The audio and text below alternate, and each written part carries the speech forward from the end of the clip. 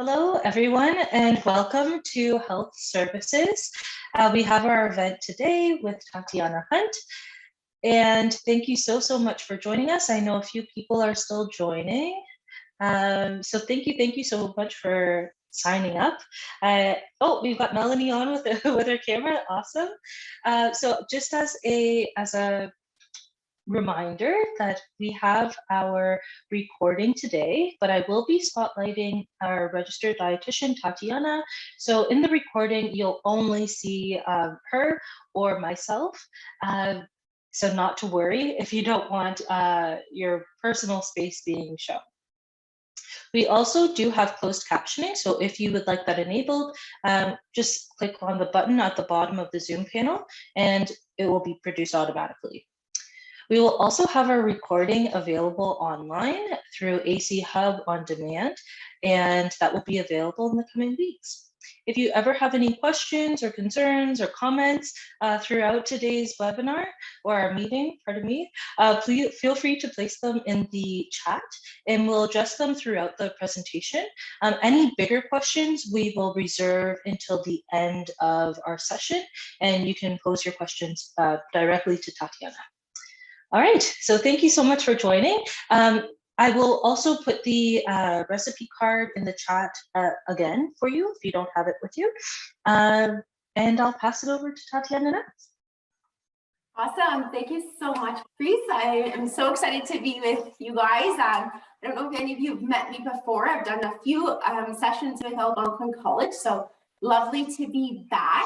And I always like to just start off by saying, so my name is Tatiana Hunt and I'm a registered dietitian and I practice a HAZE approach. This means I see health at every size and our size and shape doesn't determine our health status. So I'm a non-diet dietitian, so I don't believe in diets. I believe in all foods fit, so no restrictions. And we know that different foods are in our lives for different reasons and they all contribute to our overall health. So I always like to let you guys know about my approach because there's many different approaches. And I always say, depending on the person, the client or the patient, a different dietitian will be the best for that client. So clients that are building their relationship with food and their body image and want to see health as a whole are usually my best suited client. But that doesn't mean if that's, if you have a different approach to health, that other dietitians would definitely be a good fit for you. So I always like to let you know that in case you do reach out after and need some additional support in your nutrition, that would be my approach, but I'm happy to set you up with, I have a whole national team, also have a connection with other dietitians in Ottawa if you need further assistance in a different approach. So that's a little bit about me.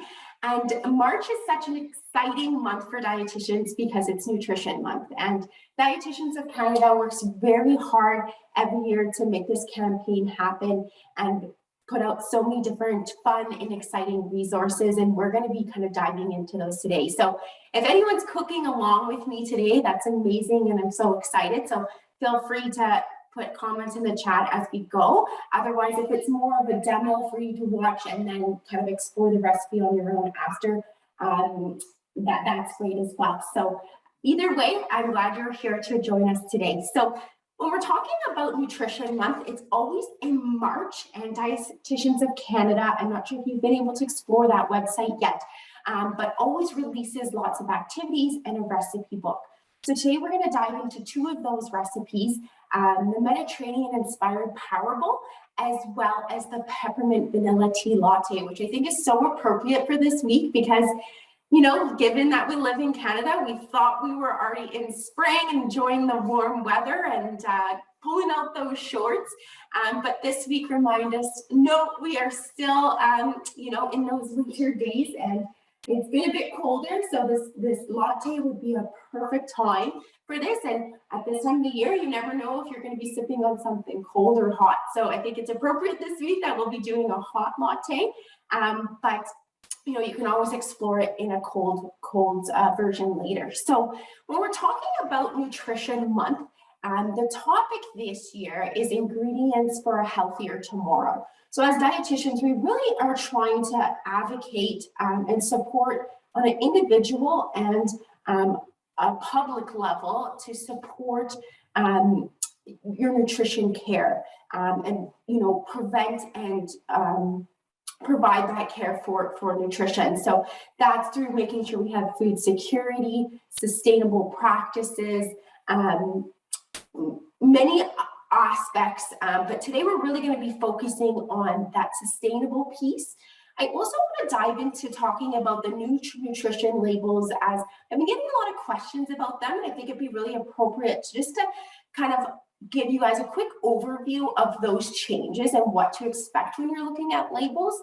And then we'll really dive into those recipes today. So as Caprice already said, if there's any quick questions that I can address as we're going, please pop them in the chat. Otherwise, any more lengthy questions about nutrition as a whole, or specific questions for yourself, we'll address those at the end. And I'm going to try my best to leave us a good amount of time for that discussion at the end.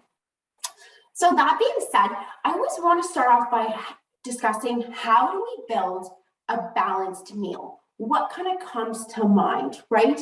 And I would love to hear your guys' thoughts. So even if you could just put your thoughts in the chat of what comes to mind when you're going to build a meal, or does anything come to mind, or is it just opening the fridge and seeing what speaks to you? But what I'd like us to think about and be mindful of is kind of this balanced plate approach. Now, each component of this plate is so essential for our overall health and disease prevention. So I'm not sure if many of you have seen it before, but it's considered to be the new Canada's food guide. And I love this approach because it's so easy for consumers to understand it, and it's so visual. And I'm such a visual person, so I find it very appropriate to use with my clients.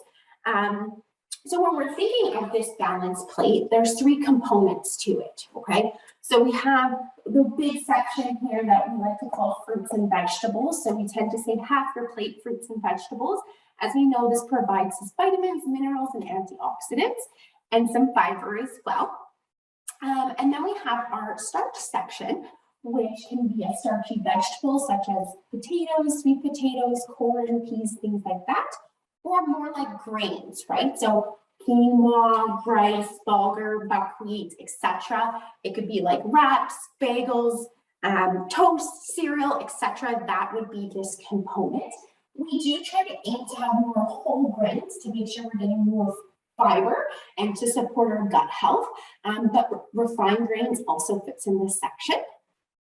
And then last but not least, we have protein. And protein is so important for building our cells, tissues, enzymes, hormones, as well as helping us feel full and satiated after a meal. So, and that really helps us have that long-lasting energy. So we digest the rest of the foods slower, and it goes into our bloodstream a little bit slower, giving us our body's time and our organs time to act on that, that sugar going into our bloodstream, but as well, it gives us that long-lasting energy. So a meal should give you 2 to 3 hours of satiety, okay? So studies have shown that we do need to eat about every 2 to 3 hours. So that tends to look like, and it varies person to person, but 3 meals and 2 to 3 snacks, or it could be 6 to 8 small frequent meals, really depends on the person, but that's kind of that general overview. So we know that today, in today's world, different parts of this plate can really look different per person. So I always like to say protein is one of those ones that really varies person to person. So depending on your pattern. So are you a pescatarian? Are you vegan? Are you vegetarian? Do you love animal meats? And that's more your go-to, right? That's the section. And we are really trying to help clients see that a variety of these protein sources is ideal for not only our health, but for our world. So making sure we're eating sustainable. So we'll chat more about that. And then I always like to say with the whole grain section of the plate, this is a portion of the plate that usually gets a bad rep, but it's our main source of energy. And if we force our bodies to work without it, it can really be harmful for our health and depending on the individual. So we really want to allow our bodies to work in a natural state and use this section as energy and not be in a starvation state. So all of these together make a balanced meal. So I always want to encourage you to be mindful when you're building that meal. Do you have a component of each of this plate to help prevent you from chronic diseases in the future, but for overall health in your current state as well? I always get a lot of questions about portion size, and I will never be able to tell you what your portion size is right for you. So our individual bodies are programmed to tell us when we're hungry or full. So we get that grumbling sensation in our stomachs. We might have extra saliva in our mouth, starting to think about food. That's when our body's saying, hey, we're hungry and we should fuel our bodies. And then when your body is feeling full and satiated, maybe a little bit of discomfort, that's when you know you're ready to stop eating. And no one can tell you but yourself of those cues. So the plate method, so the Canada's Food Guide gives you recommendations of maybe where to start. So quarter of your plate grain, a quarter of your plate protein, and maybe half your plate fruits and vegetables. But depending on your lifestyle, so if you're a very active person, this plate could change. You're more sedentary and your hunger cues aren't as strong. I know through the pandemic, if you guys are anything like me, I was working at home and sitting a lot more than I used to be. So my hunger cues changed according to my activity level. So you really need to determine what is best for you, and only you can determine that. And note that this can change daily. So some days you wake up and you might not feeling as hungry. Maybe you have a flu or a sickness, or maybe you're extra tired that day, you didn't get a good night's sleep. So maybe your hunger is increased. That really depends day to day. So just know that it's okay if your portions and your plate looks different from meal to meal, day to day, month to month, season to season. It really depends on our overall health of what this will look like. So kind of enough about portions. I do get a couple questions. So where does fat fall on the plate? As if we think of our macronutrients, we have carbs, protein, and fat. But research has shown that we get enough fat from a variety of different foods if we're eating this balanced plate and all these options. So we don't actually have to focus on making sure we're getting enough of those fats. But one fat that we will actually talk a little bit further into is a unsaturated fat called omega-3, which we have the pleasure of it being in one of our recipes today through our fatty fish salmon. That is something, one of the ones we do want to be a bit more mindful of, because we tend to not get enough of it, because unfortunately omega-3, DHA and EPA, which is a type of omega-3, and don't worry, I won't test you on this at the end. I know this is very specific, but just to give you an idea, those ones only come from fatty fish. So either if we don't eat fish or we don't like it or whatever the reason may be, we could be lacking in that omega-3. So we really need to be supplementing with that. So I would say reach out to a dietitian if that is something that you struggle with, but that is something we'll kind of dive in further. I'm just going to put my plate away. So I did want to mention those nutrition labels, because through the pandemic, I think the nutrition labels and the regulations around those have went under the table, because we had other things to focus on in the pandemic. So those nutrition labels have changed, and it is a rule as of 2021 that all companies need to comply with the new regulations. And there was a little bit of buffer room and understanding because of the pandemic. Companies were faced with many challenges. So there is a buffer room, but they should be starting to comply. So if we look at a label, I know you won't be able to see my label here, but I'm just grabbing a can of tuna here. Our label here now needs to have a few different things.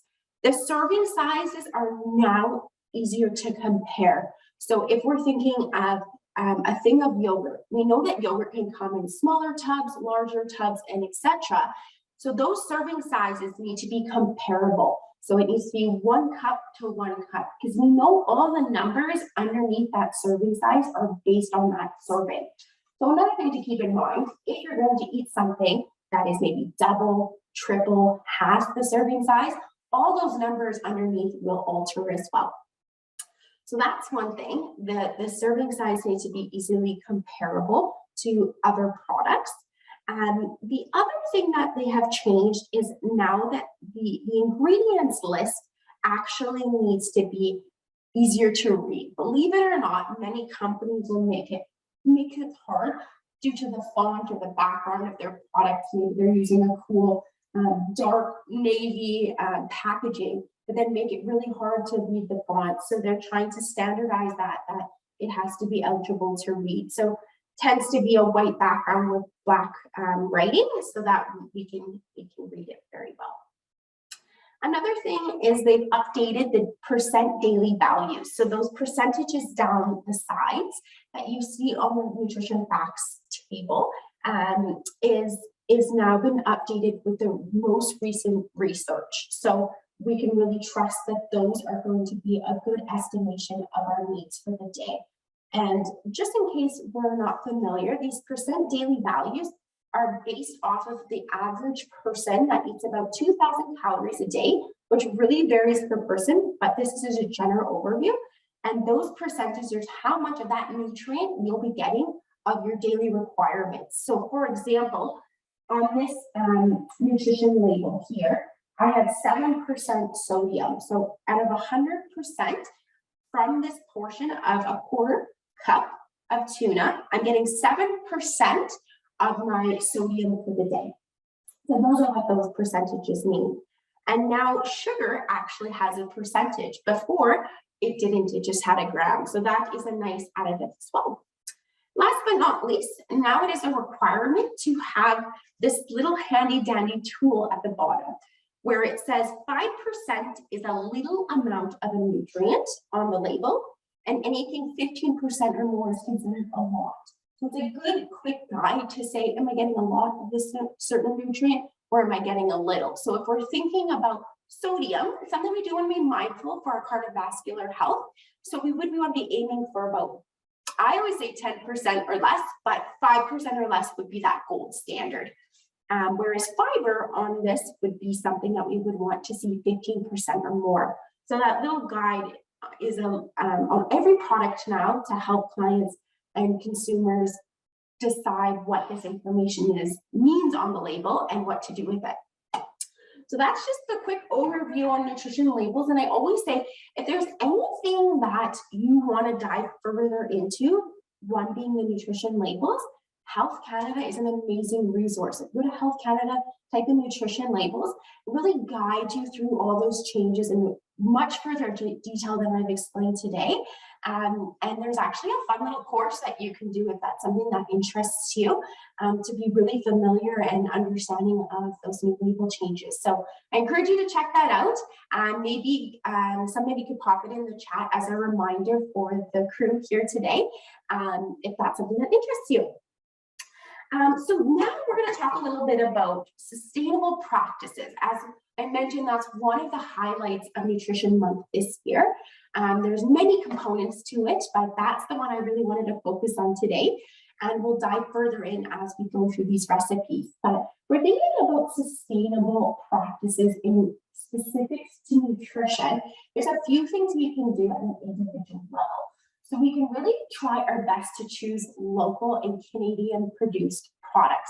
So if you think of that, it could be within the nation, so Canadian-wide, it could be local to our province, it could be local to our city, or it could be local to our small community that we live in, depending where you are. And I know we live in Canada, so produce can be harder to get local all year round, but surprisingly enough, there are many things that we can get year-round locally, and we'll dive into that deeper when we talk about our ingredients. Another thing is to help limit food waste. Okay, so really trying to use up our leftovers, freeze things if we're not feeling or craving what we need anymore. We can pull it out at another time. We're noticing something's going bad in our fridge, maybe trying to find a recipe online that incorporates that. We're using it in a different way. So a classic one is if my bananas or my carrots are going bad, am I making a banana loaf or a carrot loaf, things like that. I'm trying to really be mindful of what's in your fridge. So you know, if you like to meal plan your next week's meals by looking what's left in that fridge, what needs to be used up. So really helping limit that food waste. Another thing is moving towards more reusable instead of disposable. So I have a few examples here of products I love. I will say I'm not sponsored to talk about them. I'm just 100% telling you things I love to use. So one of my favorites are these reusable Ziploc containers. What I love about them is they're dishwasher safe. They can go in the microwave. So for me, I love popcorn. So I can make a personal sized popcorn in this little bag and throw it in the microwave. Go in the freezer, goes in the fridge. If I ever return to office, it's great to bring in my lunch kit. So these are a great option to help reduce wastage and be more reusable. Things like beeswax wrap cover. We actually have one question, and are those the stasher bags? They are, yes. I didn't want to awesome. say the name, but yes, they are the stasher bags. They are costly at the beginning, but they're well worth it and do the trick. And I have all different sizes, so this is just two of the sizes I'm going to show you today, but those are the stasher bags. Good, great question. Another thing is the Beeswax Racks, which I love because instead of using like cellophane or tinfoil, you can cover your products with those and put them in the fridge. Reusable utensils, right, to bring with you if you're, you know, for your lunch, or if you're going for a hike or something, using these instead. Might even have chopsticks in it, which is great because I love sushi, so that's an awesome option to bring along with me in my lunch kit. Another one I love is these reusable bowls, okay? So what I like to do is, if I'm doing meal prep, or making something for supper, like if you're doing tacos and you're having a variety of different ingredients, putting them in these bowls, and I have all different sizes. This is my largest size. But then once you're done with it on the table, you just put the lid on and put it right in the fridge, and you don't even have to put it into another container or put it into Ziplocs, right? It's just there. And these can go in the dishwasher, also in the microwave. And then they come along, your lunch is already made for you if you're using this container. Last but not least, I'll quickly show you one of my other favorite products is reusable straws. So love the metal ones, really great for water or you know, cold liquids. I find smoothies, these are great for as well. So that's a great way to be a little bit more reusable there. Another way to be more sustainable is trying to limit our processed foods and trying to choose more plant-based proteins. Not only are plant-based proteins amazing for our overall health and come with so much benefits, fiber, plant sterols, etc., but they're also a lot more sustainable, better for our pockets in terms of financial. So kind of switching towards eating more of those. And never say you have to be meatless or have a meatless meal, but incorporating some of those proteins will help you limit how many animal-based products you're using as well. If you are using animal-based products, that's okay. You can source meat locally, so that's another way to be more sustainable as well. Excuse me. Fish. We really want to make sure we're trying to choose sustainable fish, and we're going to talk more about how to do that when we dive into those ingredients. So that's an overview of kind of how we can be more sustainable in our day-to-day. There's many more pieces, and if you go to Dietitians of Canada, there's many pieces on sustainability. I could talk to you for hours about sustainability, but I know that's not exactly why you're here. So let's dive into those recipes and start our cooking today. So we are going to start with making the power bowl, and then we'll end off with the latte.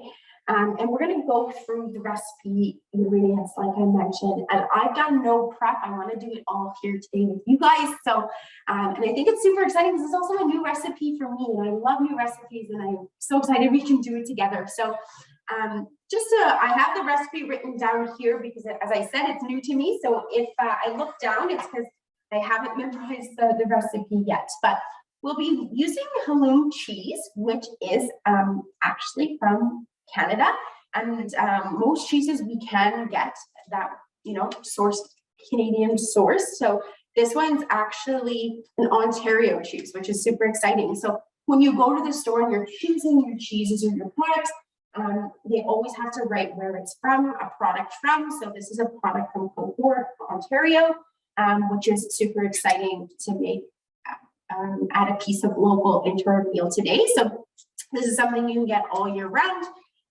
So being local all year round, which is great. So what we're going to start off with doing is actually frying up this cheese and grilling it, sorry. So I'm going to get my pan all heated up. And I'm just using a little bit of olive oil to help make it so it doesn't stick and it grills nicely. Any oil you have on hand does well, or margarine or butter. I just happen to have this bad boy on hand, so that's what I'm going to be using today.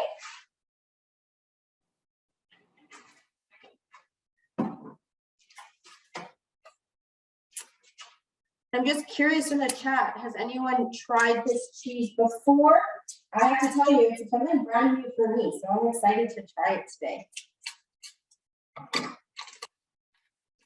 Get it up here, and I'm just gonna cut off a few pieces. I am gonna make this recipe personalized just for one portion.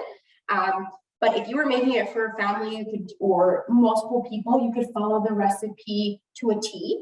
But I always say that's something so great about recipes is we can really alter them to meet our needs. So, today, this will be my lunch, and it's just me today. So I'm going to make sure that I'm just making a portion for myself. And then I'm going to probably make up the rest tomorrow for lunches for the next few days. So I'm going to go ahead and start grilling these. I'm curious, is anyone cooking along with me today, or everyone just watching? Anyone can tell me in the chat.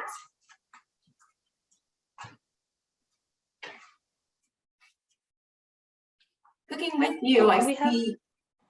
Yes, exciting. Okay, so go along and start grilling up that cheese. I will mention, I have already gone ahead and made some quinoa, so the grain could be any grain you choose. I have leftover rice that I wanted to use up. So, and it's a white rice. So for me to add a little bit more fiber to my grain of refined white rice, I'm gonna add a little bit of quinoa. So do half and half. So I know that this is great for fiber. It also has some protein in it, which is amazing. And then using my rice because my white rice is my favorite. And so that's more of a pleasure for me. So I'm doing a little bit of both. So I'm using a rice cooker because I find it convenient and I love my rice cooker. But if you don't have one, I would say go ahead and start boiling up your rice on the stove or quinoa or whatever grain you've decided to use today. It'd be an appropriate time to get that started. Perfect. So now we're going to go ahead and start cutting up our vegetables that we'll be using. And as I said, I'm not going to follow the recipe to a T with the vegetables. I'm just going to go ahead and make the amount that's going to be right for my body today. So I'm going to start with my pepper, and it called for yellow pepper, but you can definitely use whatever pepper you have on hand. I always buy the pack, the imperfect pack of peppers. So I had the yellow, but just by chance. But if it says pepper, you're welcome to use any color or that may be your preference or that you have on hand. And what's really fun about these bowls is that you can really change up the ingredients. So if we want to be more sustainable and try to use more local, what we can do is try and put in local ingredients. So for kind of April, March, we're looking at ingredients like peppers are considered local this time of year. Rhubarb is also, tomatoes are also, and mushrooms. I don't have any mushrooms, but that'd be another way we could be more local. And a great resource to find local produce is Foodland Ontario. So another one maybe someone could throw in the chat, but that is a great resource, and they have a big chart of everything that's local at each time of the year. So apples is another one that's great and local right now. So I always encourage you to use that resource. And I always have to check it too, because it's hard to remember each month what is local. And when you go to the grocery store, you can read on the product as well, right? Where it's coming from to see if it's local. But it's nice to check that Foodland Ontario to say, okay, I know tomatoes are, so I can be more mindful and look at those. I hear my cheese frying up nicely here.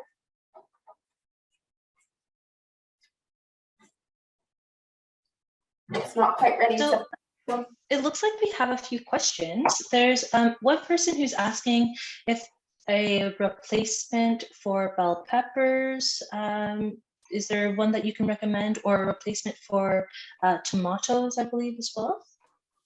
Yeah, so in terms of replacement, as I mentioned, it could be any vegetable that you enjoy or like. You could also do frozen vegetables if you want to thaw them out and then throw them in into the bowl as well. Canned vegetables works as well, but as a substitute, I would say anything that is a vegetable that you enjoy. Okay, so for me, luckily a lot of these ingredients on this list I enjoyed, so I wasn't too worried about switching it out. But I will say I'm not using olives because I don't enjoy olives, so that's something that's on that ingredients list that doesn't suit my personal preference, so I've omitted it. I'm going to go ahead and do my red onion. Some of my clients have told me red onion is too strong for them, so feel free to use whites or yellow, whatever you have on hand. It doesn't have to be, but just know it might change kind of the flavor profile a little bit, but it's again, I want you to do it to your preference. So I'm gonna put this aside here. Give me more room. So and I love red onion, but I find it again very powerful. So I only like small amounts. So again, do what feels right to your body and your taste buds. So I'm gonna use a small amount there, and I'm just cutting up my ingredients and having them on the side here, and then I'm gonna add them to the bowl a little bit later. Okay, and then I bought the little cherry tomatoes just like it said, but you can also use any tomato you have on hand. What I love about these is I'm not gonna cut them up. I'm just gonna take a few. I've already washed them, and I like to leave them whole. To me, they're like candy and they're so nice, and just pop them in our mouth. But if you want to dice them up or quarter them, feel free to do so. So I have cut up my pepper, my onion, my cucumber, and have my tomatoes there. Grilling up this cheese. I already have my quinoa already made up and my rice to use. This cheese is grilling up beautifully. Just going to turn it down a little bit there. And then, okay, great. So now we're going to talk a little bit about sustainable fish. Okay, so what we want to be looking for when we're looking at a canned product or a frozen product or fresh product is we're looking for the symbol MSC, and this means it's a sustainable fish source. So I have two examples here. This one's a tuna one with the symbol. Not sure if maybe anyone could throw what the symbol looks like in the chat so people can see it off of Google. If not, that's okay. And then it's also here on the salmon. So what I look for when I'm getting canned salmon, so a great way to you know, buy something a little bit more sustainable, having it in the can, as fresh can be really expensive during the winter season.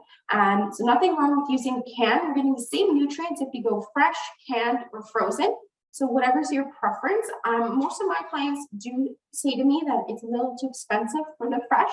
And I prefer the can because I don't have to use it up too fast. I can just have it in the pantry whenever I'm ready for it. So I may be using the canned salmon, but as I mentioned, there's something great about salmon in particular is that it provides us that unsaturated fat omega-3.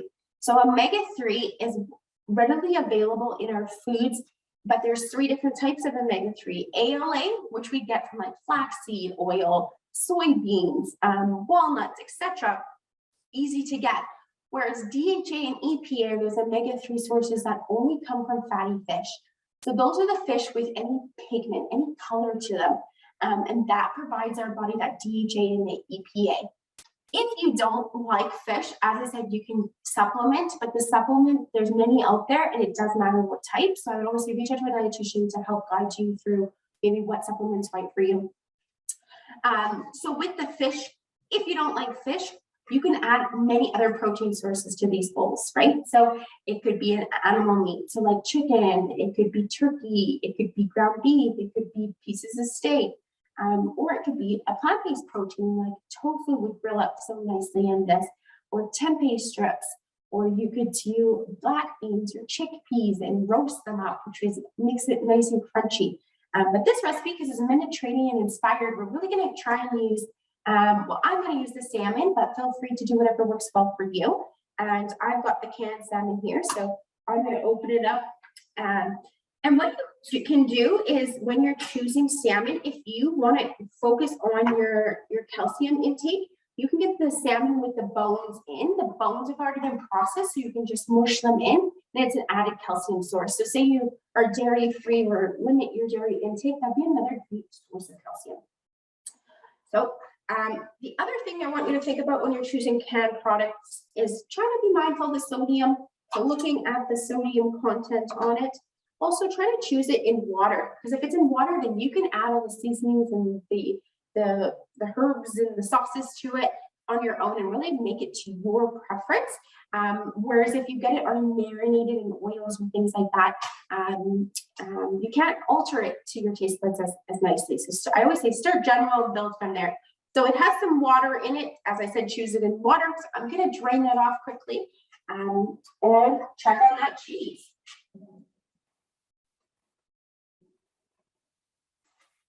Okay, so that's draining. That cheese is done. So I'm just gonna turn it off, take it off the heat while we quickly start making up the dressing. So here I have a reusable little dressing kind of container that I use. But feel free to do this in a bowl and mix it with a spoon or a mason jar and shake it up. That's another way I usually do it as well. So it calls for a 1/4 cup of oil.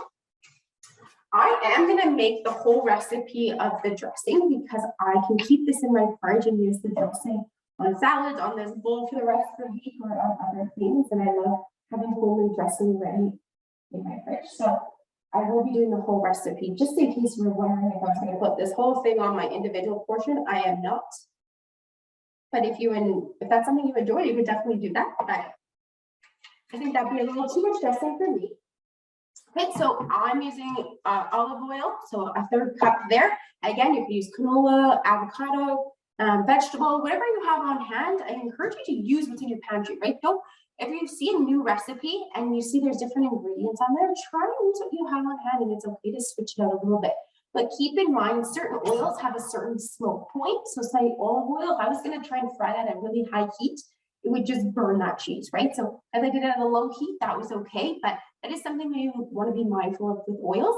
And some oils are nicer for like dressings opposed to frying and things like that. So one thing to keep in mind there. Then we'll be using lemon juice. It says 3 tablespoons. So I just got my fresh lemon here. And I'm just going to squeeze it in. You could also use just lemon juice. I always have lemons on hand. But I also always have lemon juice on hand. So either works. Went fresh today though. Going fancy for you guys. Okay, perfect. And then where it says 1 clove of garlic. So that's, I'm gonna get a clove of garlic.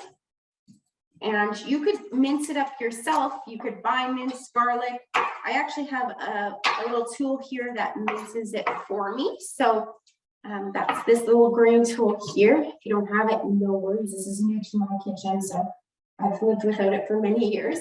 But just gonna go ahead and squeeze that in here. And there's also, I also love buying the minced garlic in the jar because it's already ready to go for you. Saves a little bit of a step. And then it asks for 1 teaspoon of oregano. If oregano or a certain spice isn't for you, please never feel pressure to use the spices. I'm not a rosemary girl, so if it ever called for rosemary, that is not something I add to my recipe. But you can definitely feel free to change up the spices and always have something different. And it says a pinch of pepper and salt. Here we go. I'm very sensitive to the taste of salt. I don't like too much salt. So I'm just gonna add the pepper. And then I'm gonna put the lid on, that's all, and shake it up. And that dressing is ready to go, looking delicious. That's good, that's good. So now what I'm gonna do, everything's ready for the bowl, and I'm gonna put it into this bowl, but because I'm gonna eat it right away. If I wasn't, I would put it in one of my reusable containers and put it in the fridge, but I'm gonna start by putting everything in this bowl, and then we'll jump to the latte. How am I doing for time, Caprice? You're doing great. It's 1:40. Amazing. 10 minutes for us to get that latte done, which won't take long.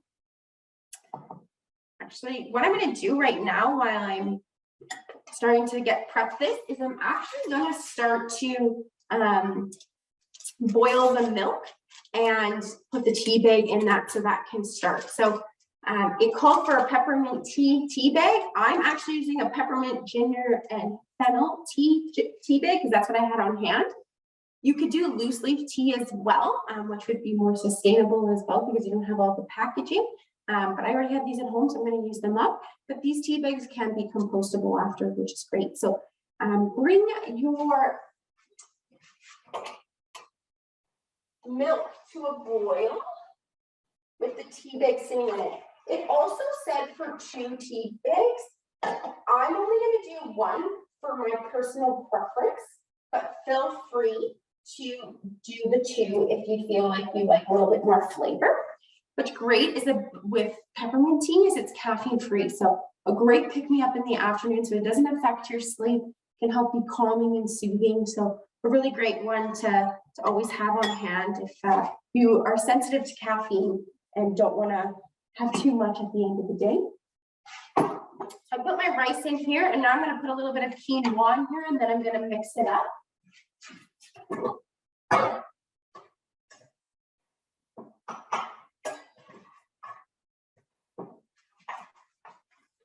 As you see here, got a little bit of both. Please do whatever's your preference, whatever grain you have on hand.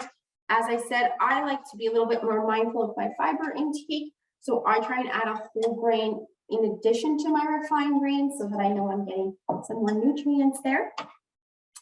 And then I'm just going to put in my veggies. And what I like to do is keep everything separate and then mix it up at the end, just so it looks pretty. But feel free if you want to just throw it all in, you can do that as well.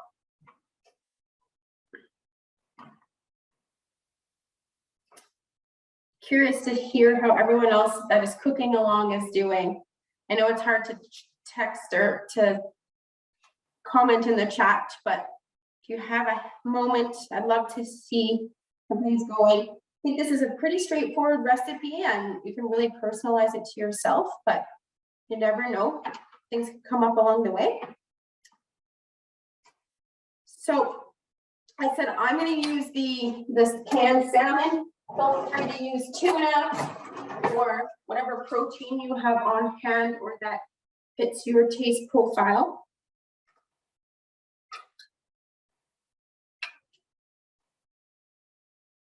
And I'm not going to use all this salmon at once, but I will take it out of this tin to store it. It is recommended once opening not to leave it in the can for storage.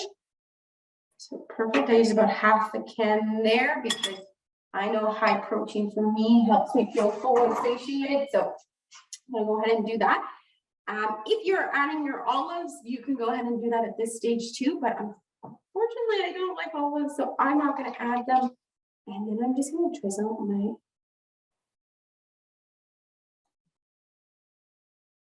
sauce on top and grab a spoon or a fork.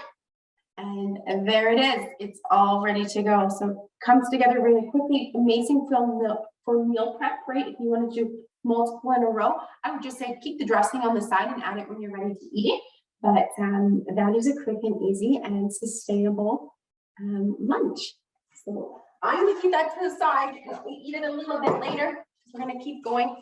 with our tea. So that is boiling. I'm just looking at the recipe here. So I have 2 cups of milk boiling with the tea bag. We're going to, once that's boiled, we'll take it off and we'll add the vanilla.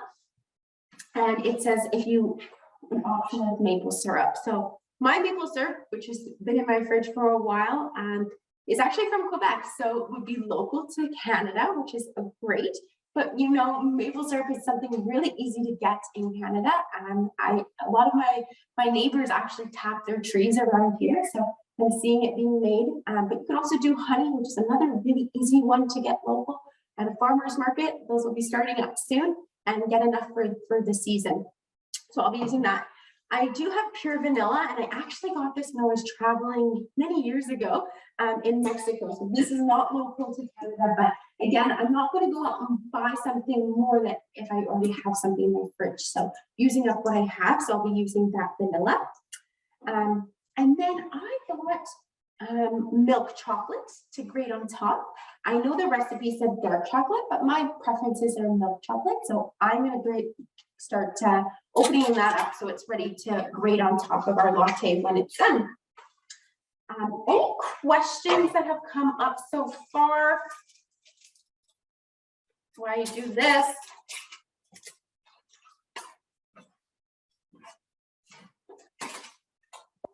I forgot my cheese.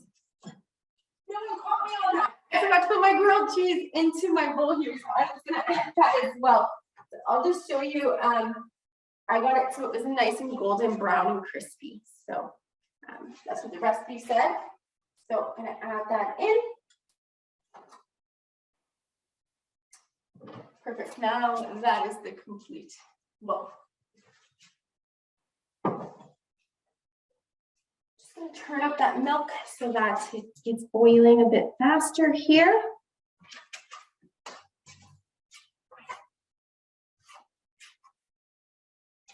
So perfect. As I said, while we're waiting for that to boil, if there's any questions, I'm happy to answer them now. Then we'll finish up the tea once it's ready to go. So I'll actually start with a question, and I'll give people time to finish up making their bowl. Please go ahead and place them in the chat, or you can send a direct message to Tatiana. But one question that I always have, as I'm managing health promotion and talking about nutrition, is protein. It is such a big topic of conversation, and many people are wondering if getting your sources of protein from, let's say, protein powder versus animal products or plant-based products, what is the best? And is it okay to supplement with protein powder, or is it possible to just replace your protein intake entirely with protein powder? What would you say to a student who's interested in learning more about that? Sure, great question. Thank you so much, Chris. So I always say variety, variety, variety. That's always what I'm going to say to you. The more variety you get in foods, the more variety you'll get in nutrients to support your overall health and make sure that all your nutrients are sufficient. So we do know that many pieces come into play, though. Culture, reasons of why we eat, personal preferences, values and beliefs. So if you are limited to protein sources due to values and belief, culture, reasons, or just personal taste buds, you can use protein powder. I always say it's an option. It's a convenient option, but I wouldn't want you to rely on it as your only protein source, as it could limit your other nutrients. So for example, protein powder wouldn't have fiber in it. I'm just watching my milk here.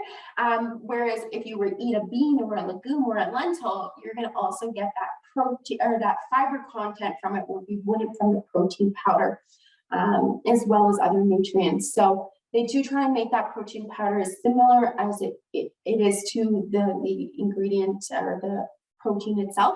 But I always say, if possible, only use it as a bonus, as a supplement to other proteins, but I wouldn't want it to be your only source. So as I always say, food first if possible, and then if we need others support in other areas, that would definitely something you could look into is a protein powder. Choosing a protein powder, you might need assistance from a dietitian to make sure that it's meeting your particular needs.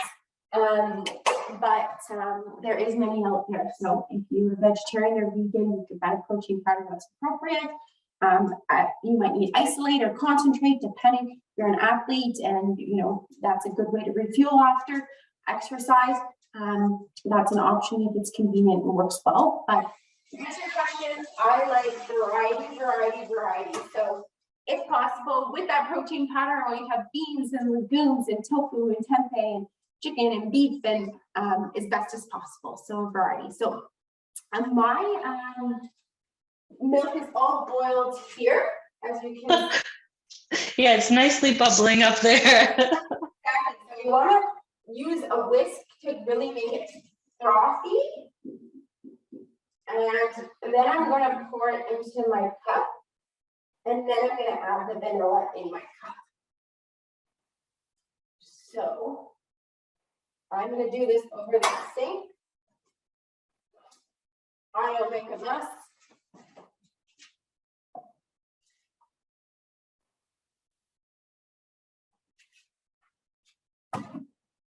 Perfect. So that's in there, nice and frothy. Hopefully you can see. And it says to put 1 teaspoon of vanilla. So I'm going to go ahead and do that. Let's give this a little rinse. It still has a bit of oregano left over in it.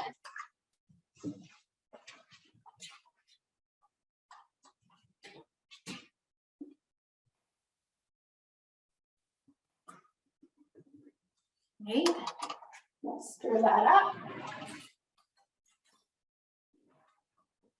Then I'm going to do a drizzle of maple syrup because I like the taste of maple syrup.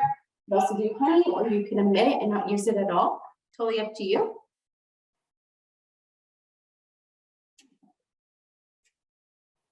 And last but not least, I'm going to drizzle, or I'm going to grate my milk chocolate, or whatever chocolate you have on hand, or if you want to omit that part, totally up to you. But I love chocolate, so it needs to be here. So there we go. That is complete. I don't know if you can see that okay, but there it is, nice and hot. So I'm going to let that cool. And we have a few more minutes for questions if there's anything else. But otherwise, thank you so much for cooking along with me for those 2 fun recipes from the Nutrition Month recipe ebook, which I think, Caprice, are you making that available for them? Amazing. So you guys can get that. Otherwise, you could just go on to Dietitians of Canada and get it as well. I really like the peppermint tea. Yeah. And I'm not a tea drinker, so I was surprised at how good it was. Okay, so you already tried it. I'm going to wait for mine to cool before trying it, but I've got half my bowl gone already as well. So it's really good. Awesome. And Yeah. out of curiosity, did you manipulate any of the ingredients in the bowl? No, I left the way you had it because I wanted to see what the combination was like, and then I'll go from there if I want to make changes, but it's good the way it is. I like it the way it is. So amazing. I'm so glad to hear that you loved it. I'm so excited to try it once we pop off here. But again, it's a great recipe that you can really manipulate so easily. Maybe you're changing the protein one day, maybe it's the vegetables, maybe you're changing up the grain, right? It's a good base recipe to build from there. And you could always change up the dressing too, so you never get bored. that's right. Thank you very much. You're very welcome. Anyone else? So we did have another question in the chat. It was referring to the protein in the recipe. They were wondering if they can use canned crab as a substitute for the salmon or tuna. Of course, yeah. Any protein source. So if you like sardines or anchovies, you can use crab. You can do whatever works well. Another fun one that I like to do is like use the sushi salmon. So it's like the raw salmon. That's been has that salt and stuff in it so that it can be raw and consumed, but that's also a fun one that you can get at the grocery store and bring home using a bowl. Or I could grill up fresh salmon too, but for sure, any canned option that you enjoy is a great option as well. Awesome, thank you. Elizabeth, do you have a question for Tatiana by chance? Actually, I do. I was wondering if we can use the same olive oil, exactly the same, to cook and to put it in the salads. Yeah, so great question. As mentioned, it really depends on what kind of cooking you're doing with the olive oil, because olive oil doesn't have a high smoke point, meaning that it could burn some of your ingredients. So I'd really encourage you only use it if you're using it at a low heat or a medium heat, but anything higher than that would cause that to burn. So definitely could use it, but I always say have a variety of different oils on hand so that depending on what you're making, you can use the appropriate oil for, and then it gives you a variety of different nutrients as well. So I find canola works better at a higher smoke point. So if I'm frying something up at a high smoke point, today I just grilled it, so I kept it low. Whereas if I'm like making tofu nuggets, I want to be really crispy and I turn that heat right up, canola or vegetable would be more appropriate. But I find olive tastes really nice in salad dressings. That's the taste profile I like. Don't like olives, but love olive oil. Our taste buds are very interesting. But so that's the flavor profile that I like in my dressings. But yes, you could definitely use it in multiple spots. Thank you so much. Of course. We're coming close to the end, so I'll give you one last question that I have is, you know, a lot of the students here, well, our attendees here are students, and there might be others who are working with a tighter budget. Do you have any suggestions on how to make your money go farther when you're trying to maintain a healthy or a better diet for themselves, and also include some variety and maybe eat out once in a while? How do you manage? Yeah, that's a great question. That's a huge topic. And I know we talked on that in our last session, but in case you guys weren't there, I'll give you a quick brief over of some things you could do. Is meal planning is really important. And it doesn't mean that you have to buy all your groceries and make all your meals at once, but planning what you're going to have for the week so that you can look in the flyer, you can see what's on sale, maybe use some PC Optimum points, things like that, or maybe buying ingredients that are on flyer week, so they're more PC Optimum points if you're a points lover like myself, because then you can use those points later, right, in the grocery store to bring down the cost of your overall bill at the end. But so really planning ahead really makes it so that you know what you're having, and you're buying ingredients specifically for what you're using, so you're not just buying a bunch of ingredients, hoping you use it and it goes bad in the fridge. So thinking that. So meal planning, prepping ahead, looking in the flyer, always seeing what's on sale and trying to incorporate that in. But then the other thing is using more fresh or frozen and canned over fresh.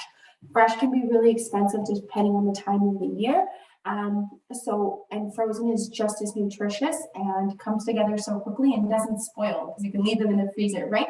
So I would say to use kind of more of those products and then buy local, right? If you go and get local ingredients, they're going to be cheaper than if they were imported from far. So those are some quick tips, but that is a whole big topic that we could dive into, but just to get you started and give you some ideas, those are them. And if you want to explore that further, please feel free to reach out to me, and I'd love to give you more ideas. Yes, thank you so much. And as we wrap up, I'm actually just going to put a resource in the chat where you can find dietitians. And Tatiana is a dietitian with Loblaws, so you can definitely book an appointment to see her. And that's indicated in the message that I've placed in the chat. But is there anywhere else where they can find you? Find me or dietitians? Yes. You. Do you have a social media, website, anything you'd like to mention before you wrap up? I have an Instagram and a Facebook, but you can also go to bookadietitian.com and I'd be on there as well. And through my Instagram and Facebook, I have a link tree to our website and all our services, because I'm part of a 6 dietitian team with Loblaws, and we cover all the Loblaws and your independent grocers in Ottawa. So we work as a team, and we're not assigned to specific stores anymore, so we can kind of see you at a variety of stores and working from a team approach. So feel free to find me on those platforms. Okay, thank you so much for joining us today. It's been a fantastic session. We learned lots, and it was fantastic to just cook with you. Personally, I wasn't cooking, but I know there's people behind the scenes who are cooking with us.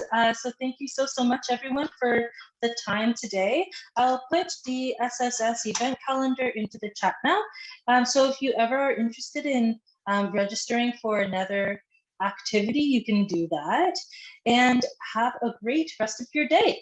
You too. Take care, Thank you. everyone. Bye. Thank you so much. Bye now. Bye.